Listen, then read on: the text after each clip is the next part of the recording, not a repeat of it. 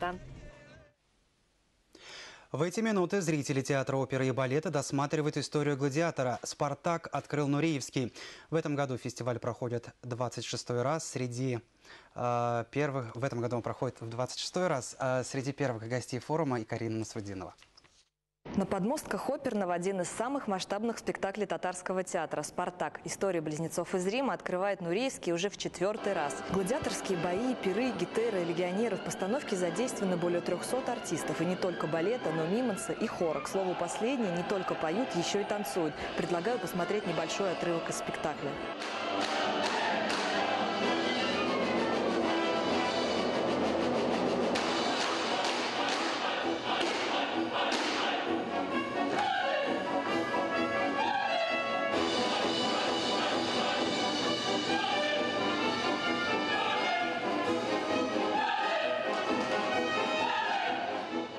Ради роли в «Спартаке» артистам балета пришлось освоить еще одну профессию – каскадеров. Танцевать приходится с вилами и копьями, да еще и в массивных доспехах. Оружие не бутафорское, сделано из настоящей стали. Вес одного достигает 7 килограммов. Чтобы помочь артистам снять напряжение, во время спектакля за кулисами дежурит массажист.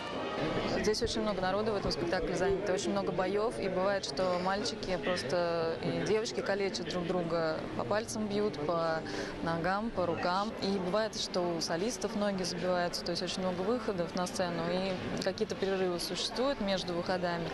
Быстренько заходишь за кулисы, и там садишься, ложишься, и тебе там массажист быстренько ноги, руки помассируют, и все, ты вроде уже готов, и ходишь на второй выход. На открытие фестиваля в Казани приехал и Владимир Васильев, ныне режиссер-постановщик, а в прошлом артист балета. В 1968 году он первым исполнил партию «Спартака». После выходил на сцену в образе еще сотни раз. Прыжки, вращения и разные состояния актера. По такому диапазону, пожалуй, сложнее не было у меня партии никогда. Фестиваль продлится почти 2 недели. В программе 9 спектаклей и 3 концерта. Как всегда, Нуреевский порадует поклонников балета выступлениями признанных звезд мировой сцены. Один из самых ожидаемых гостей в этом году – Николай Цискоридзе. Как нам сообщили в театре, он прилетает в столицу Татарстана сегодня поздно вечером. В среду артист исполнит заглавную партию в постановке «Жизель».